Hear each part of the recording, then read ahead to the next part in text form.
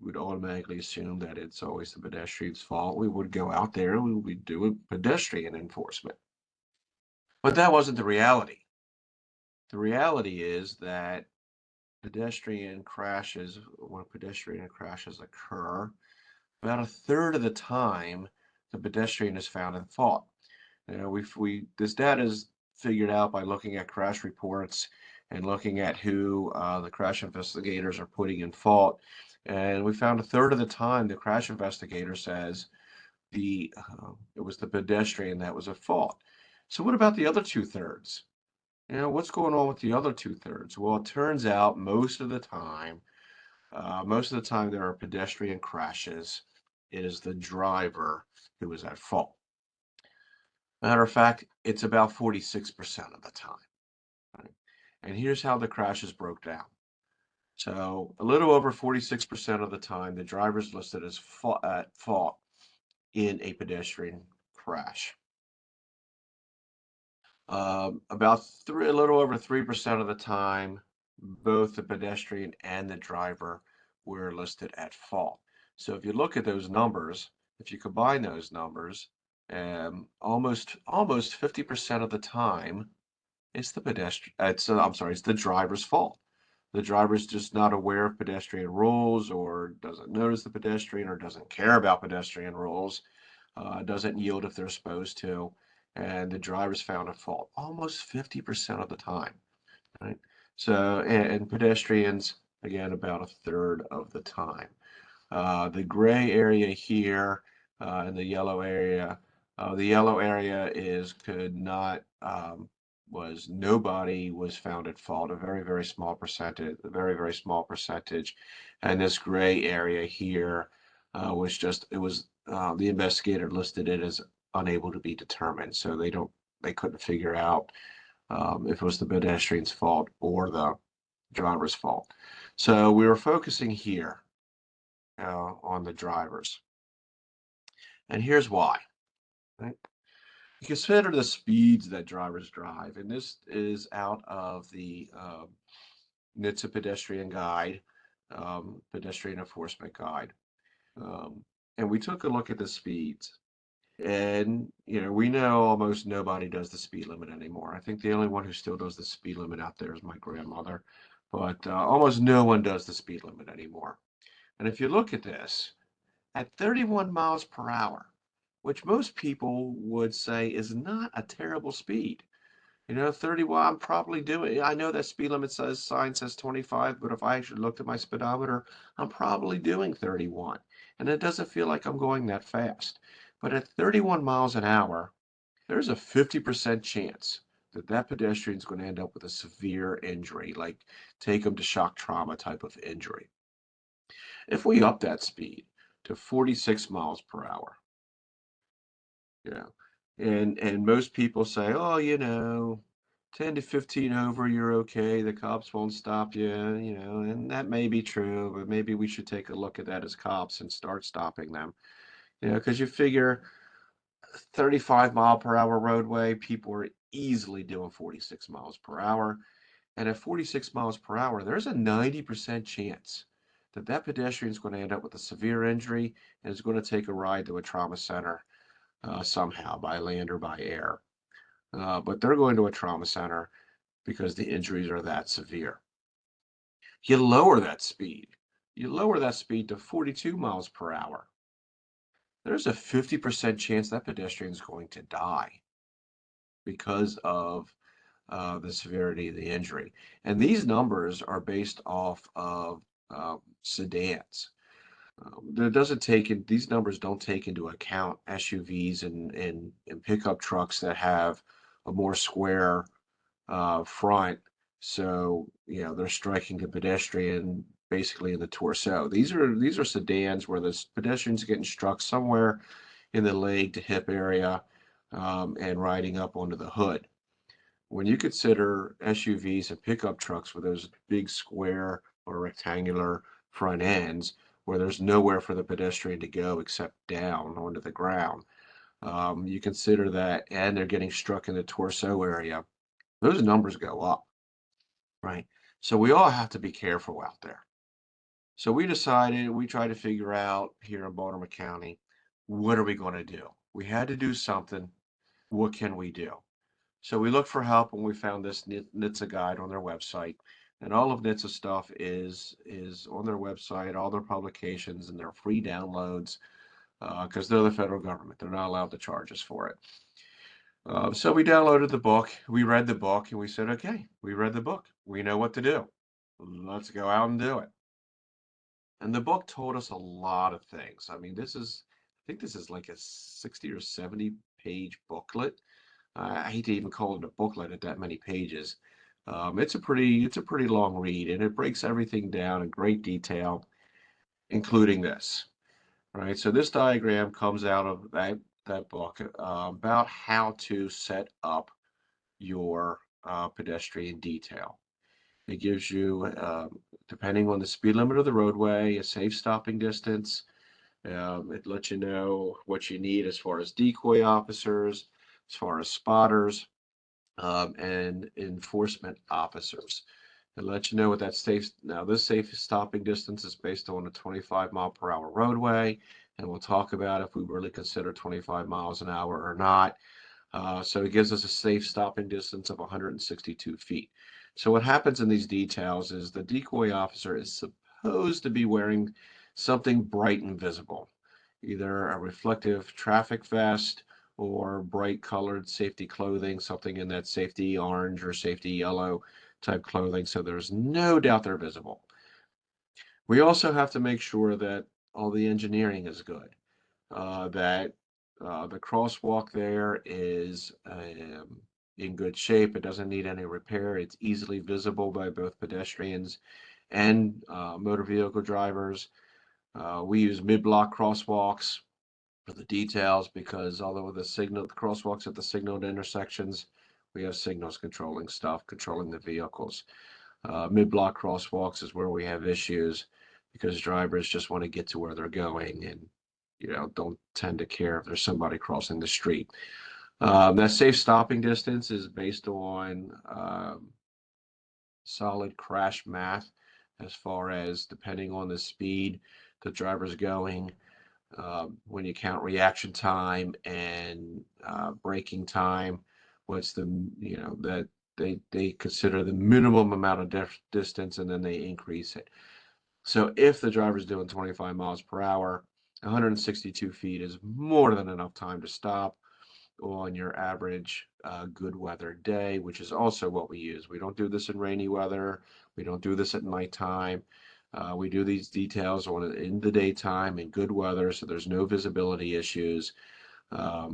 We also make sure they're nice long straightaways because we don't want visibility issues or line of sight issues because of curves in the roadway or hill crests. All right, so there's no surprises there. Um, so bright sunny day, good engineering, good pedestrian signage, good stop walk striping, crosswalk rather, crosswalk striping, um, a safe area over here for the sighting officers to pull them over.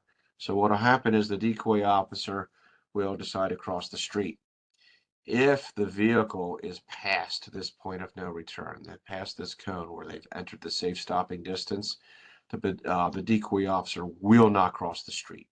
In order for the decoy officer to decide to cross the street, the vehicle has to be on the back side of that cone, has to be outside of the safe stopping distance. And if the decoy officer feels like, yeah, that one's going just a little too fast and I'm not comfortable walking out there, they don't have to, right? Safety comes first in these details. That's why we put all those other requirements in there, and it's all based off of recommendations out of this NHTSA how-to guide. So the decoy officer will decide that they're going to cross the street. So they'll walk across the street uh, at a normal walking pace. They're not going to walk slow on purpose. They're not going to jog across. Average walking pace to cross the street to see if the driver here positively reacts. The driver positively reacts by coming to a complete stop until the pedestrian is all the way out of the crosswalk. Then it's good. There's no enforcement action because they followed the rules. If the driver does not wait for that, then there's going to be at least one type of violation on the driver. So the spotter will call it out. They'll say green sedan, and if they can see the tag number, they'll call it the tag number. The citing officer will step out of the roadway again wearing a reflective vest to flag over that vehicle. In a perfect scenario, this area here is in a safe area to pull a car into, like a parking lot or something like that, so that the citing officers can do that encounter, that enforcement encounter, in a safe environment without having to worry about getting struck by other vehicles still going down the roadway.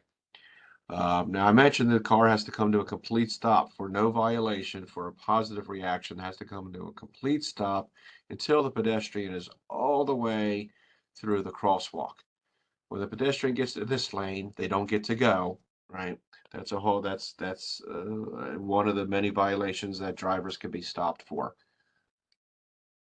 They have to make sure that the drivers cannot proceed until that pedestrian is totally on the other sidewalk. So that's how the detail is set up and how it's supposed to work. And you see 3 positions that have to be filled. And in a small enough roadway and a small enough jurisdiction, you can get it done with 3 officers. We obviously recommend more. Um, but, three positions need to be filled on that detail. When you set up that safe stopping distance, and this is another chart out of the NHTSA guide that helps explain the distances and setting up the um, your safe stopping distances. So you take a look at the posted speed limit. You see we're going to be doing it on roadways with speed limits from 15 to 45 miles per hour. We will not do a roadway above 45 miles per hour. Me personally, I don't even like doing 45-mile-an-hour roadways. If we do, I don't want to be the decoy officer. I'm too close to retirement. But mainly for safety. Most of the roadways that we're doing in Baltimore County are in the 30 to 40 mile per hour speed limit range. So you start at the speed limit, and we'll use the 25 mile per hour speed limit that was in the in that last frame. You automatically assume that the driver is doing 10 miles over, 10 miles per hour over the limit. So that puts them at a speed of 35 miles per hour. That means they're traveling at 51.3 feet per second. And all we do is we take the miles per hour and we convert it. There's a number to multiply by to convert it to feet per second. And it means they're doing 51.3 feet per second at 35 miles per hour. In the crash world, we use an average daytime reaction time of a driver of 1.6 seconds when we're doing reaction time compilations, math. But for this program, so that we put everything that we can into the driver's favor, we allow for a 2-second reaction time. So it's given them an almost extra half second to react to that pedestrian crossing the roadway, which at 35 miles per hour means they've traveled 103 feet.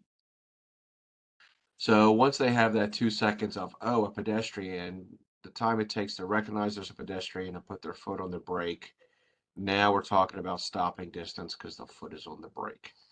And at 35 miles per hour, it should take them about 59 feet to stop.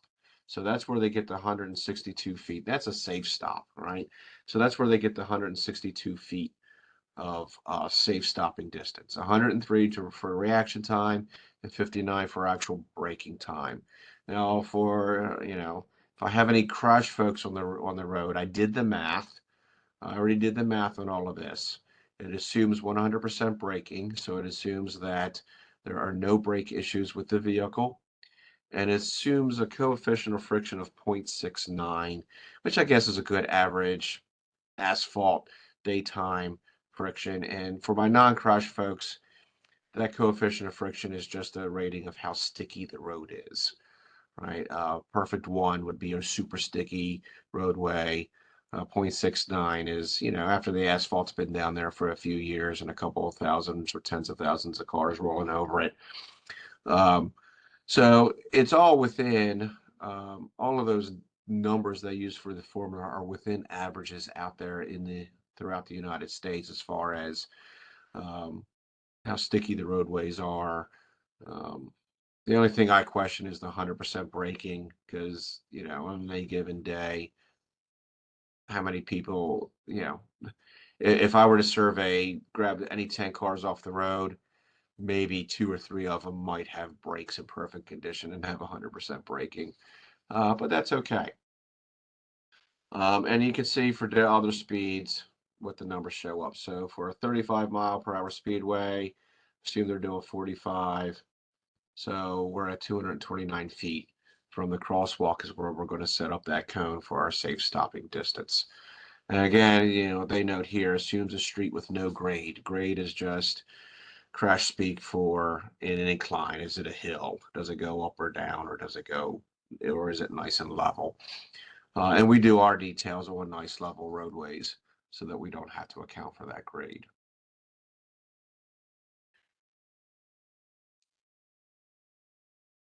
So we started doing the detail in late 2018, early 2019. And after the first quarter, we took a look at the results. And I wish I could say that was a good number. I wish I could say that was a great ratio for us, but this ratio did not work for us because when we started the enforcement detail, this is a warning to ticket ratio. And we were averaging 1,100 warnings for every citation that was issued. So we were going out there working the details and flagging people over and saying, hey, we're working this detail and here's why, because we've had these pedestrian crashes. And even though you almost ran over that decoy officer, here's your warning, right? And the reality is, do warnings change behavior? Well, no, which means were we getting the results that we wanted to get? Well, no, we weren't seeing a positive change in that behavior because people get warnings and they're all, gee, thanks, what a nice officer, thanks for the warning. And do they really think twice about the action they committed that led to that encounter? No, they don't. In order for driver behavior to change, citations, and it doesn't always have to be a citation, but citations have to be issued. They have to have that negative reinforcement of the frustration of being stopped, receiving that citation, scheduling a court date, taking a day off work, realizing what a pain in the butt it is, and realizing that we're going to be out there continuing to enforce these rules. So maybe you should get in line with the rest of society and just follow the rules and be a safe driver and watch out for pedestrians and stop for them if they're in the crosswalk and all that other kind of stuff. So it's going to take citations to get this done. But how do we get officers to start writing citations? Because nobody likes to have their fingers shaken at them and given an order and saying, you will write tickets. And, especially when it's in almost every agency's policy that enforcement is at the discretion of the officer, right? So how do we get them to change their discretion? So there's a lot of behaviors we have to change. We have to change the behavior of the officer to encourage them to say, citations are probably warranted in most of these encounters and not warnings. How do we change the behavior of the drivers? And not just through enforcement, but through other stuff as well. Uh, so we take a look and we went back to the drawing board and said, how are we going to get this done? And we looked at our LETAP training. LETAP is a program put on by the Maryland Highway Safety Office that trains officers in everything from basic engineering concepts to enforcement issues to education issues. In the core, the rank doesn't matter. You can be an officer, you can be a supervisor, you can be a commander, you can be the chief. The rank doesn't matter. As long as you're a traffic safety leader in your agency, you're welcome to take this training, right? Because it goes beyond traditional police work, right? It goes beyond, well, if we just write a lot of tickets, we'll fix the problem. because that's not always the only the solution to the problem. Sometimes it has to be combined with other actions to get a solution to the problem. So it teaches the officers the why, how the why of uh, to try to find the why of the problem and work towards that. So, being a good government program, LETEP is an acronym. LETEP stands for Leading Effective Traffic Enforcement Programs. Right. So effective being the key there, because we already saw we read the book, we went out there, we did a traffic enforcement program, but we wrote a lot of warnings. The behavior didn't change. So we need this to be effective. And LETEP looks at 4 E's that affect the traffic safety world. The first E is EMS. We look for ways to make things more efficient for our EMS partners. Um, whether it's with response time or getting in and out of these crash scenes, or helping work with roadway engineers to make roadways more easily travelable, to be traveled, and things like that. So we work on the EMS. The second E is for engineering. We have current and retired roadway engineers come in and train these students on how to recognize engineering issues on the roadway, and if they're part of the problem. If it's something minor like signage needs to be replaced, or shrubbery needs to be cut back, or the striping on the crosswalk needs to be replaced, all the way up to major things like maybe this whole intersection should be looked at. Maybe this isn't where you want your crosswalk, because it really doesn't connect. Like engineering issue would be in the Dundalk area of Baltimore County. They recently built a brand new Dundalk Elementary School, and they built it right behind the old Dundalk Elementary School. When you look at the crosswalks, where the old elementary school is located at the front of the property, the crosswalks are engineered well and they're put in a good spot. But when you look at where the school is now, at the back of that property, and you look at where people just naturally want to cross the street, they're crossing the street in between two crosswalks, because where it is now, the natural flow of pedestrian traffic is not to one of those intersections. It's the cross in between the two intersections. So that's just one idea of recognizing and saying, well, maybe this isn't engineered well. Maybe the engineers need to take a second look at this and see what we can do to improve it. So it trains police officers to kind of notice those issues. The 30 is for enforcement. So the students learn how to conduct quality enforcement, not just saying, hey, you broke this rule, here's a warning, have a nice day, now you think I'm officer friendly, but quality enforcement. And these are officers from multiple agencies. So they discussed, and we bring in officers from multiple other agencies because the students represent many different agencies.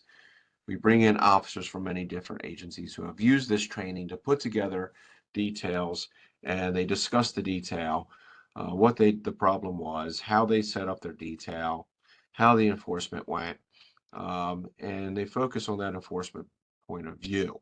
And they learn how to motivate those officers to conduct that quality enforcement that will change behavior while remaining fair and equitable in their enforcement. And the fourth E is for education. So the education isn't just this training that the students take, but how can we use education to help solve the problem? How can we work with our media partners to get public service announcements out there? How can we work with stuff like what Mike Farrell's group is doing? How can we work with them to get education out there? How can we educate the people that we're stopping during the traffic stop? Instead of just saying, hey, you broke this rule and this is why I stopped you. How about explaining why we're in that particular area doing that enforcement? Well, we have a lot of pedestrians that get hit at this crosswalk, so we're out here just doing this enforcement and educating people about the rules of the road concerning, pedestrians. So we look at it, attack it from all angles, and we attacked this problem from those angles. Primarily engineering, enforcement, and education. Um, so that's what we did there. But at the end of this class, so the students are broken up into groups and they're all given scenarios. They're given a traffic enforcement problem. They're given the stats to back up that it's a problem, the crash data, the number of violations, and they have to come up with a project that addresses the four E's.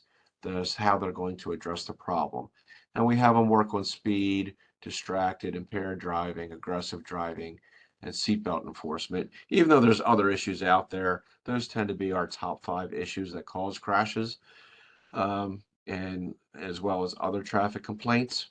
So those are the five projects we give them to work on, and they have to come up with a plan of how they're going to address this issue through all four of those E's: EMS, engineering, education, and enforcement. And they do a pretty good job. They come up with some pretty good ideas. So we used our lead TEP training to put this together. And we looked at the education part of it and we said, well, what can we do to educate the police? So the highlight of this whole program is this pedestrian seminar. This was one of the things that made the biggest difference into getting positive results. So, and it's a 1 day class, broken into 8 different sessions, 4 before the lunch break and 4 after the lunch break. Uh, and students get handouts with the relevant information. And there's even a field trip at the end, because even as adults, who doesn't like a field trip, right? The sessions in the classroom, the first session, this pedestrian problem, it gives them the why behind the detail. Our partners from the Highway Safety Office come in and they give them the numbers and they let them know, here's what's happening in Maryland, and here's what's happening in each of your specific jurisdictions, and here's the problems we have. So they get educated by that. So they're informed, and it's also designed to motivate them to say, hey, this is a problem. We should be out there doing something about it, not just when we're working the details, but when I'm out there on routine patrol, to get them motivated about doing quality pedestrian enforcement. Enhanced enforcement session gives them the what or how we're going to get it done. We explain the detail and how to set it up. So we talk about that pedestrian enforcement detail out of the NHTSA guide. We explain how to set it up, how to conduct it safely, all the engineering guidelines, all the clothing guidelines and things like that. And again, we continue the motivation from the first block, and we motivate them towards citations, and we explain how a citation can be more effective than a warning. Not saying warnings can't be written and warnings don't cause positive effects, but we find that citations tend to cause a positive change in behavior more than warnings do. Then the Highway Safety Office comes in and talks about their grant system, how to apply for a grant, how to get a grant, so that if some of those folks from want to go back to their jurisdictions and say, hey, besides doing this pedestrian enforcement, maybe we can get a grant to help us pay for it. What's the worst thing we can do if we apply? Let's at least apply now that we know how and know who these people are and who we can talk to. Let's at least apply for a grant and see what happens. Then we have folks come in and talk about the Raven system, which I think is about to change its name, but I left it in here as Raven. Um, this is something else that's funded through the Highway Safety Office out of Washington College on the Eastern Shore. It's a database system, and their primary source of data is crash reports written by police officers in Maryland.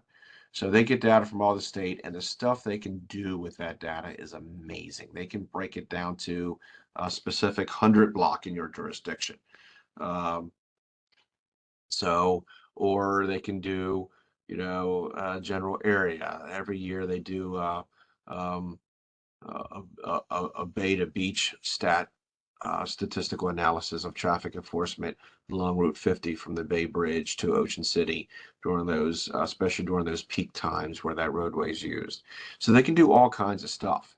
And students, law enforcement is allowed to have access to that system. So students are given a log on and credentials to get into that system so they can see the data for themselves. So they can say, oh, let's look at this roadway in my jurisdiction and then see how big the problem is. And let's use this data to let our bosses know this is why we should be doing this.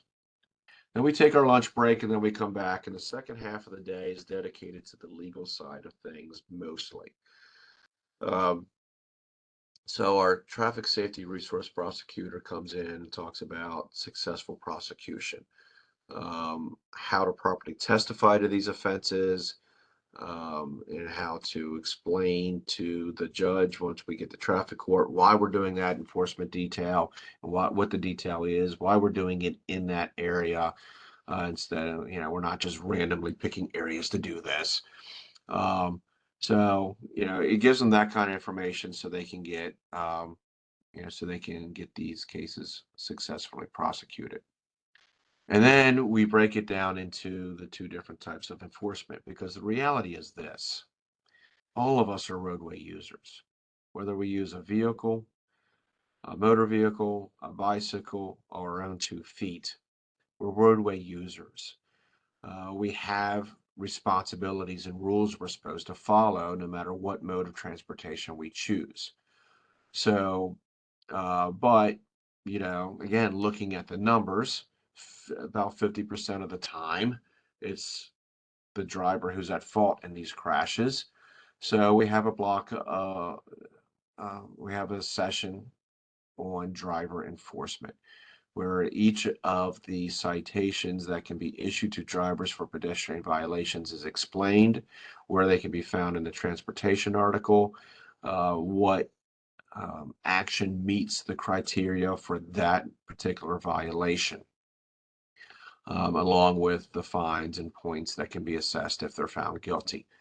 All right, so each of those are explained, and they're actually given cards with these violations on them, um, explaining, so they can more quickly find where it is in the transportation article when they write these citations.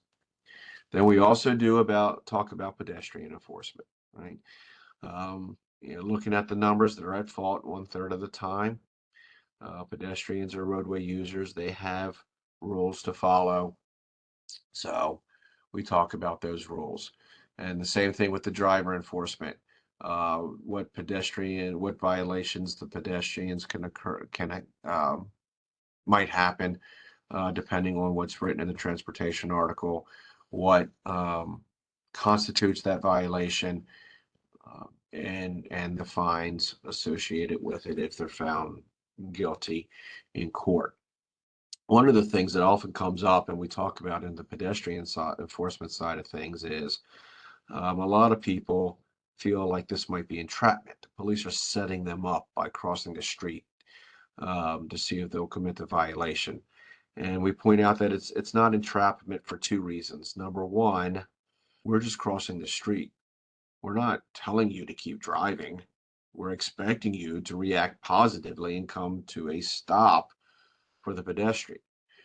And some of the rules the pedestrian has to follow, uh, there's an there's a section in the transportation article that says pedestrians have to give that motor vehicle driver a reasonable uh, distance to be able to react and stop.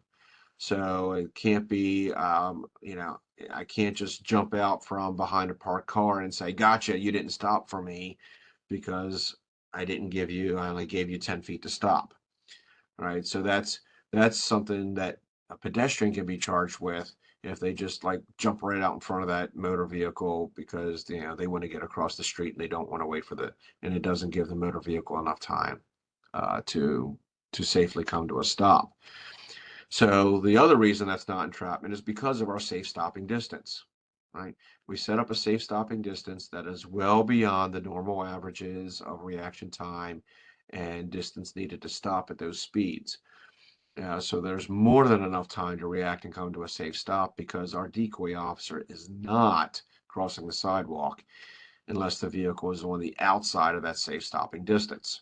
So there's just two reasons that we explained during this pedestrian enforcement session as to why a charge of entrapment is not valid. So they can't use entrapment to get out of the citation. And then we take our field trip. We take them to an area in southeast Baltimore County where we started the detail. We're still working this detail because even though we have very, very positive results, you should still conduct maintenance just to keep a check on everybody, right? This is the area of southeast Baltimore County where we go to. This is Eastern Boulevard, and you can see there's a large intersection here with Stemmers Run Road. This is the crosswalk. I don't have the picture where I zoomed in. I should have. But even at this resolution, you can see the crosswalk's in good shape. You can see there's a crosswalk here, and you can see there's a reason for that crosswalk, right? There's a park here, there's a school here, there's a residential area here. So, this crosswalk is here so that folks who want to cross to use the park or the school or go back home don't have to come all the way down to here, cross and come all the way back up. There's a mid-block crosswalk here for them to use.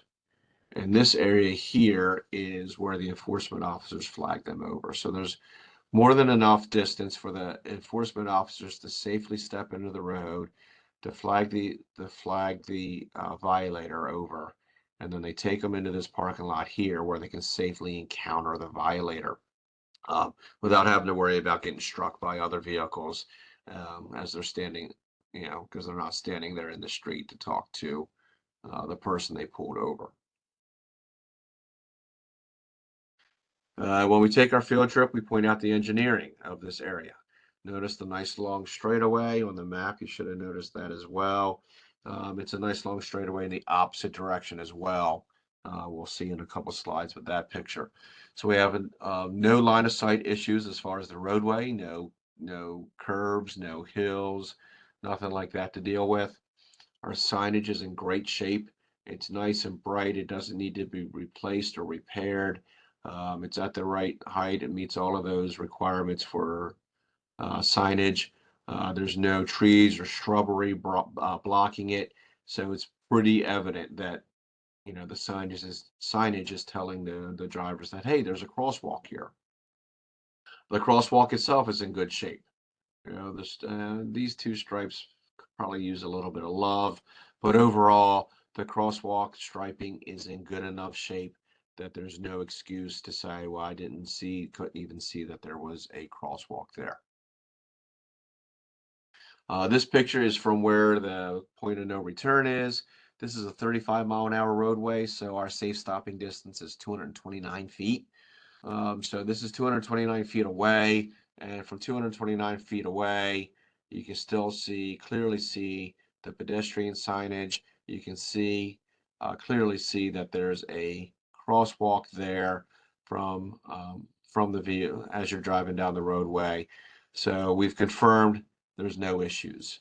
All right, no issues with engineering. So we've met that part of our training with looking at engineering part of our training.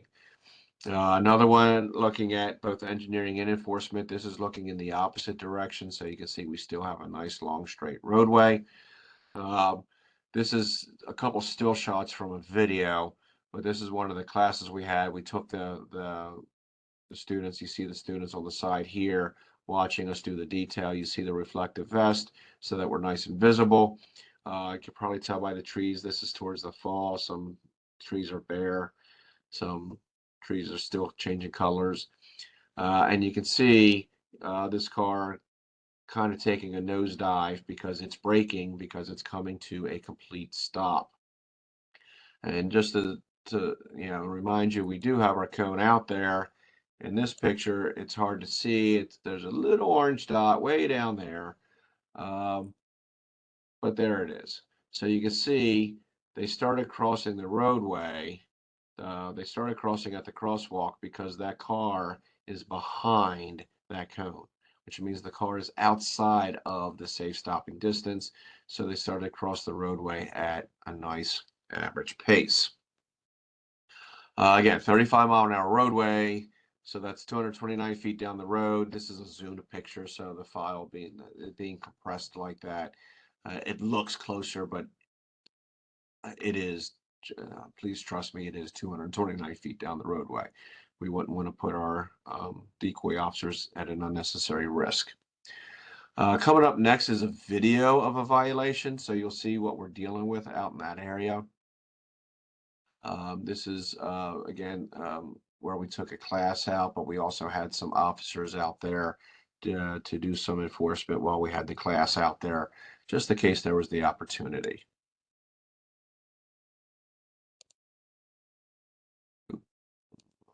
Technical difficulties on my end.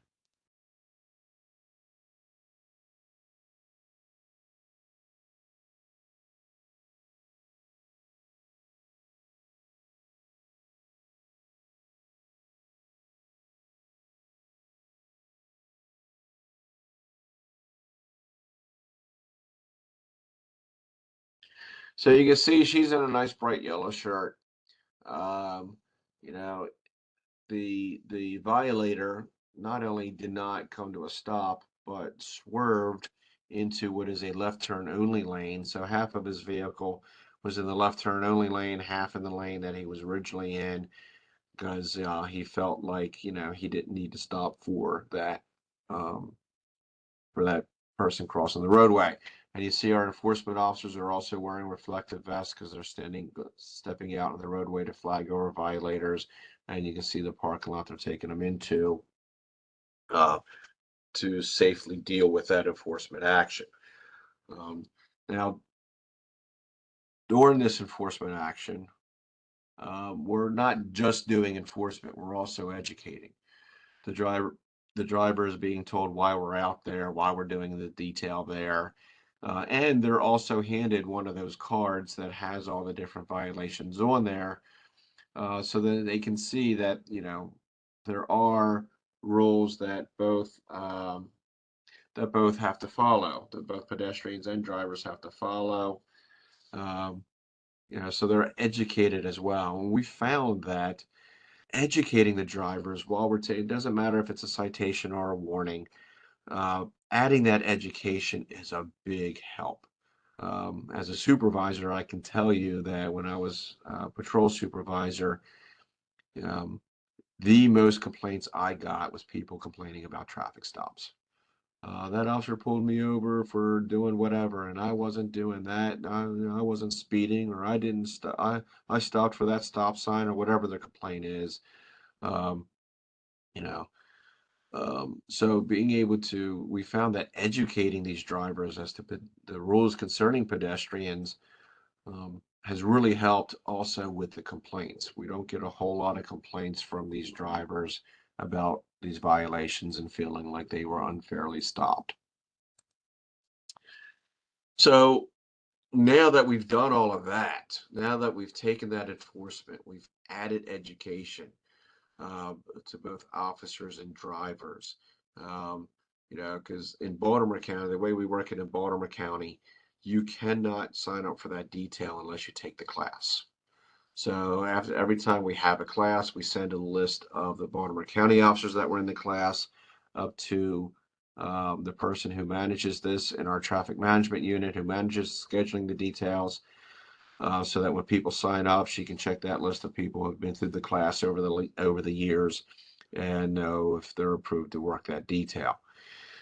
And we've seen some really, really good results. Remember that 1,100 to 1 number. Now, if I'm betting $100 on the Orioles to win the World Series, then yeah, I want 1,100 to 1 odds because I want to win a lot of money. But now we're down to 3 to 2. And if the odds are 3 to 2, maybe I'm not betting on the favorite to win the Preakness because I'm not going to have that much of a payout.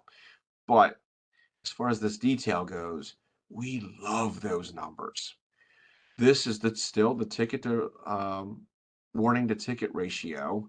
However, now the ratio is ever since we've done this education program, 3 citations for every 2 warnings. So you can see we don't have to be RoboCop, right, and write 1,100 tickets to every 1 warning, right? 3 citations for every 2 warnings. It's been a really good ratio. We took a look at that ratio and we said, is it changing behavior? All right, is it positively changing the behavior of these drivers in this area? And the answer is yes. It's made a huge difference. We're seeing super positive results in the reduction of pedestrian crashes.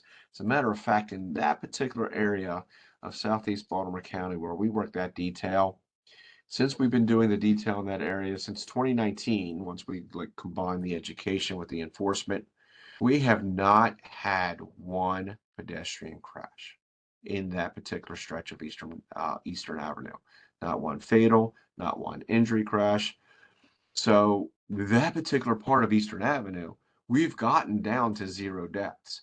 And we've expanded that over the last couple of years throughout Baltimore County to other problem roadways, to Liberty Road over on the west side of Baltimore County, to another problem area here in the White Marsh area of Baltimore County, back on the east side. We've expanded this detail. We still go back there to Eastern Avenue just to maintain and remind people we're still here. You still need to follow the rules, right? So yeah, we're getting very, very, very good results. Such good results that Delaware gave us a call. Delaware had gone through a NHTSA review of their pedestrian programs and efforts, and based on some of the recommendations that came out of that review, they reached out to us and said, "Hey, this pedestrian program you guys have, can we take a look at it?" So in May of 22, uh, when we held that pedestrian seminar, it was a combined class of Maryland and Delaware law enforcement. For the legal block, we split up. For the first half of the day, we were together. For the second half of the day, we split up so that their traffic safety resource prosecutor could talk about Delaware laws, and ours could talk about Maryland laws. So the program is so effective that other states are taking a look and asking to copy it and to send them information to copy it, because every state has some type of 0 death statement in their state highway uh, strategic highway safety plan. Everybody says, yeah, we want to get to 0. And some of them actually have a specific date as to when they want to get to 0 by. And the question has always been, is it really possible? Is it really possible to get to 0? Is this a realistic number? I would say yes. I'm going to say yes, but we're not going to get there overnight. It's like turning the Titanic or eating an elephant, right? You got to do it one bite at a time, right? You start with one roadway. Take your most dangerous area in your jurisdiction, and you put together a program, and you educate your officers and your population, and your civilian population. You put together a quality strategic enforcement detail. You take a look at the engineering and you figure out if the engineering's good, or if anything needs to be helped, if anything needs to be replaced or repaired, or if we need to put in a new crosswalk somewhere because things have changed in the neighborhood and flow of foot traffic has changed. You get your EMS partners involved. You do all of that together and you start doing this type of detail. And then remember to go back and keep maintenance on that area, once you get to successfully there. So you do it one bite at a time. You get to 0 in this area, and then you set up your maintenance, and then you move on to the next area, and then you move on to the next area. And you get it one bite at a time. Get one little area at a time down to 0, and eventually you will be there at 0. You just look at what they're doing in the city. In 1 month, they cut that down from 5 fatal crashes a month to 1. So I do think it's possible. I think it's possible with quality, educated traffic enforcement, um, working together to put together these details that attack the problem. It's data driven and attacks the problem. And I think we can get to zero. And I think we can get there a lot faster than most people think we can.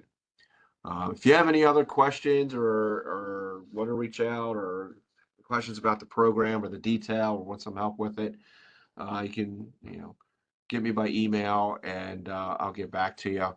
I'll stop sharing here so we can get back to the discussion. Um,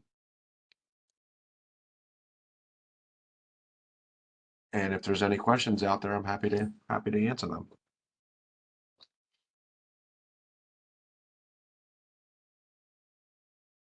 All righty. Well, thank you so much, Tom. That was great. And I guess I think we're, with the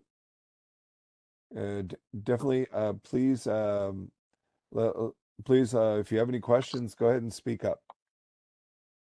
Um,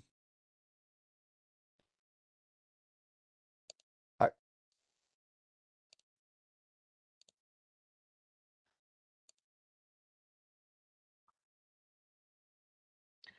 I I guess I could say, what is the seasonality on these enforcement waves that you're doing? Are you trying to time them to various events? Is this something you do continuously or in a wave? Are you trying to connect with the public relations at all and get um, We get the word out there to the public that this is Good happening? question. We do it here year round.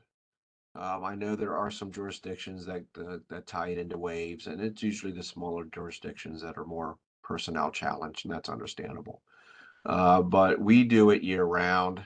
Uh, we're we're a large enough agency, and mainly because of the how big the problem is, we get grant funding for these details. Because of being in the top five and having so many pedestrian incidents, the Highway Safety Office dumps money into us so that we can do it more often. So it helps pay for overtime grants to work these details. So we do it all year round. Um, yeah, and we look at the data. Whatever the data tells us where the problem is, that's where we're starting to move our enforcement programs to.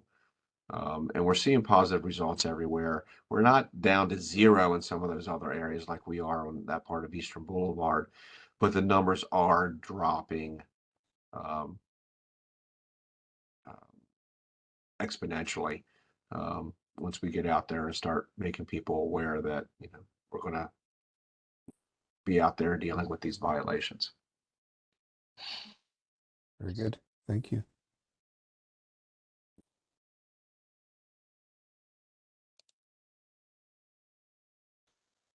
I guess, are there any other questions for Sergeant Morehouse? And that we've only got a couple people here. Your Um, Our so, attendees are short, but and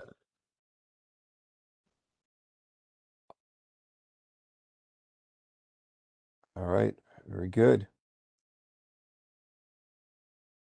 So now, I guess if there are no more questions for Sergeant Morehouse, we can go to the jurisdictional update section, which would also be pretty short, I would imagine, since we have a small number of folks here.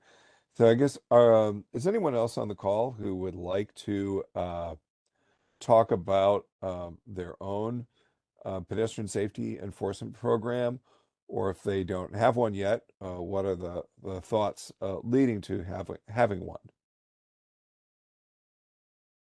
So, would anyone like to speak up?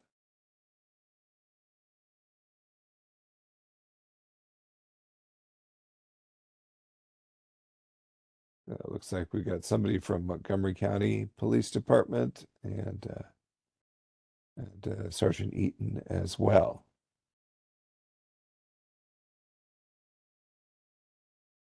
I know they're doing good stuff down there in Montgomery County. Um, Hmm. I talked to Jeremy Smalley a lot, and I think they started this, and we kind of stole it from them. But Yes, that's okay. All good cops steal good ideas, right? sure. Um, but I know they're seeing a lot of positive results down there. I don't know the official numbers, but um, we know they're doing well, but I just don't know about other jurisdictions. Yeah, the last workshop we had, Montgomery County presented, and they had quite a bit of innovative things that they were doing in terms of I think bringing back, dedicated traffic enforcement unit and so forth. And I did approach them and asked if they wanted to provide a formal update or presentation. I mean, they also have a very active, pedestrian safety program generally. Uh, Wade Holland, he does a lot of good statistical work. They have a very active, engineering program to try to fix their hot spots. To really within the state, I think they have probably the most active pedestrian safety program that I'm aware of, and they've gotten reasonable results out of it. So, um, at any rate, hopefully, if we do another one of these events, we'll be able to bring them back and possibly some others. Clearly, my approach to pitching this particular workshop was less effective than I had hoped. So I'm going to have to rethink that as well for next year. We typically do these enforcement workshops once a year, um, around the time that we're doing, one of our Street Smart advertising waves. And I've mentioned in my earlier presentation, why we do it and why enforcement is a critical part because um, you know, according to NHTSA, public relations is effective, public safety education is effective, but it has to be complemented with enforcement. They found ads that were campaigns that were encouragement only, but did not include an enforcement element were significantly less effective. So I think there's a certain synergy between the enforcement and the publicity. I mean, we put the public messaging out there, but you know, the enforcement often gives people the incentive, to listen to it. So, um, And Adam, I see you in the chat. He says he's not able to unmute, but yeah, they do have a very robust pet safety program in oh, Montgomery, which we know. let me see what I can do. See if I can do anything. Yeah, I can request unmute, but I can't. Aha. You got me now? Yep. Yes, I can hear you now. Yeah, no, I just well, you said most of the stuff. I work with Wade Holland and Jeremy Smalley is kind of my point person on the pet safety details. Okay. Did we And did we give you enough kudos? I mean, we know you're doing a great job with it down there in Montgomery. Well, not in the last month. We're not doing a great job. We've had definitely an unfortunate spike. mm, So, but I mean, moving forward, I mean, I can say we are trying to move to more regional efforts. To like, we're trying to put something on US 29 with us, Howard County, State Police, MDTA, and MPD to kind of do more of a corridor approach. So it's not just one intersection we're trying to work. We're trying to kind of tackle some of our hotspot areas in a wider reach with multiple agencies. That'll be interesting. So I know there's a lot of like we usually do multi-jurisdictional details for impaired driving, but like all working Route 40 or something like that. But that'll be interesting to see how that works with peds. Yeah, it's a work in progress, but we'll see.